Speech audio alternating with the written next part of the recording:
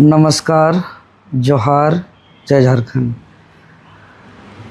अभी मैं सदर अस्पताल में हूँ और मेरा डिस्चार्ज का प्रोसेस चल रहा है। और जो हम लोग आंदोलन का शुरुआत पिछले 2 जुलाई से किए थे और 5 जुलाई से प्रत्यक्ष रूप से संघर्ष को शुरुआत किए। 25 जुलाई से बापू वाटिका मोराबादी रांची से सत्याग्रह का शुरुआत और फिर जयपाल सिंह मुंडा स्टेडियम से इसको आगे बढ़ाए और 2 अगस्त से भूख हड़ताल का यह छात्र आंदोलन, जिसको पूरा झारखंड ही नहीं पूरा देश के साथ साथ अन्य देश के लोगों भी समर्थन किया। आज सभी लोग का निगाह है कि आंदोलन का आउटपुट रिजल्ट क्या निकला, आंदोलन का वास्तविक और स्थिति क्या है और आगे का क्या रणनीति है। तो सबसे पहले मैं धन्यवाद देता हूं कि हम लोग का जो जेपीएससी जेएसएससी भ्रष्टाचार मुक्त भर्ती अभियान का प्रथम चरण था वो सफल हो गया। जेएसएससी सीजीएल समेत टीडीपीएल ब्लैक लिस्टेड एजेंसी के द्वारा जितने भी परीक्षाएं आयोजित की गई थी, लगभग कुल 14 परीक्षा रद्द हो गई, जिसमें धांधली हुई थी। इन तमाम परीक्षाओं पर पेपर लीक हुआ था, पैरवी से सेटिंग हुई थी, धांधली हुआ था, गड़बड़ी हुई थी, तो कार्रवाई भी हो गई। ये प्रथम चरण का जीत है। इसको लेकर के मैं झारखंड के तमाम समर्थन करने वाले छात्रों को, सम्मानित शिक्षकों को, अभिभावकों को, सम्मानित प्रेस मीडिया बंधुओं को, पुलिस प्रशासन के मित्रों और मेडिकल टीम और जो भी आंदोलन में विधि व्यवस्था को लेकर के दिन रात छोटे छोटे चीज़ों का प्रबंधन किए, उनको विशेष रूप से धन्यवाद, आभार। उनको भी धन्यवाद जो आंदोलन स्तर से दूर रह करके हम लोग का मनोबल बढ़ाया, मोटिवेट किया।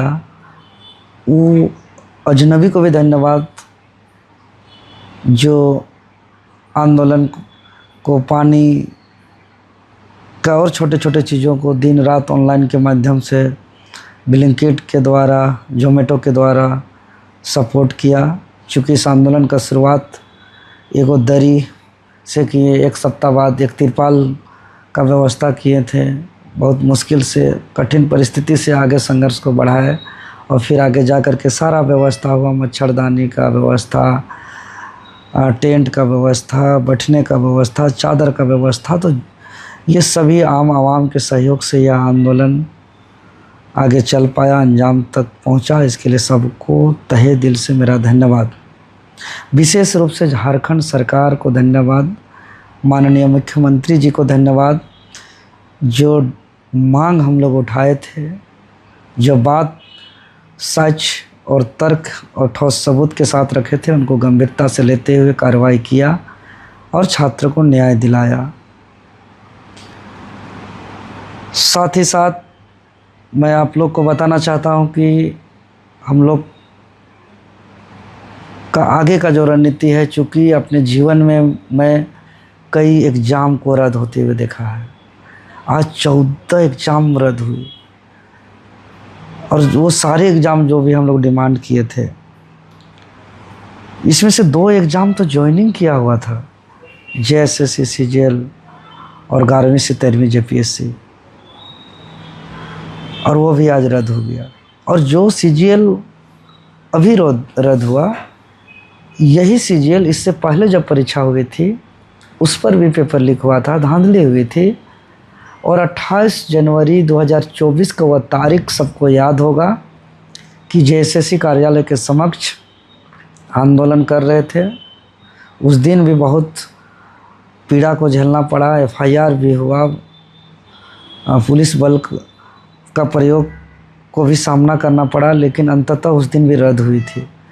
और वही सीजीएल जब दोबारा परीक्षा हुई फिर से आज रद्द हुआ, जबकि इससे पहले जब हम एक ब्लैक कलर का ट्राउज़र जो आप पुलिस घसीटते हुए जो आप फोटो वायरल देखे होंगे, वही सीजीएल के समय ही लड़ाई लड़ रहे थे, लेकिन उस टाइम सफल नहीं हुआ।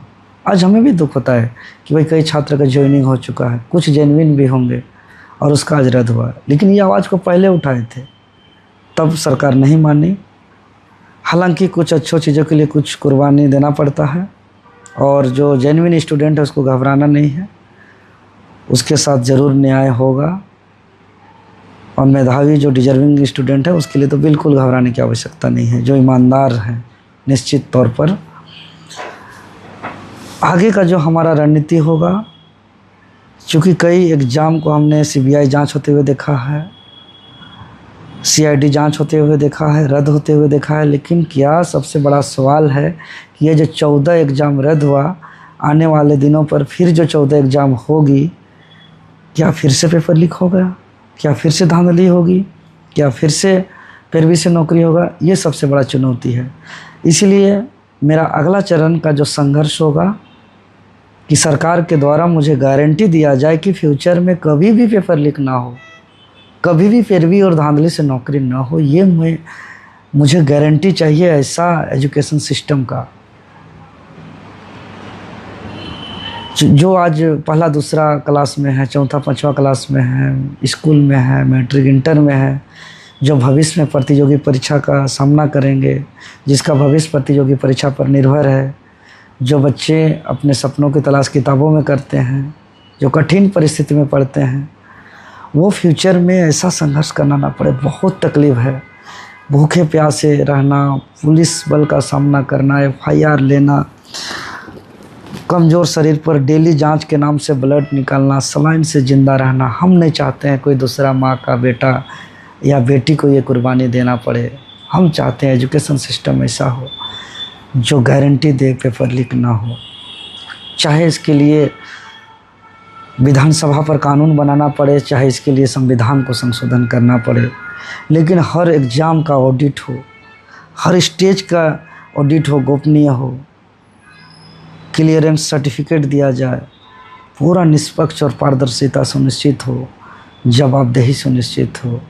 इसको लेकर के आगे संघर्ष जारी रहेगा। और छात्र को लगता है कि संघर्ष को और कुछ मांगों को लेकर के जारी रखना है, तो निश्चित तौर पर छात्र का हर संघर्ष के साथ पूरे समर्पित भावना से देवेंद्र नाथ महतो खड़ा है और आगे भी खड़ा रहेगा। फिर से मैं सबको धन्यवाद व्यक्त करते हुए जोहार, नमस्कार करता हूँ।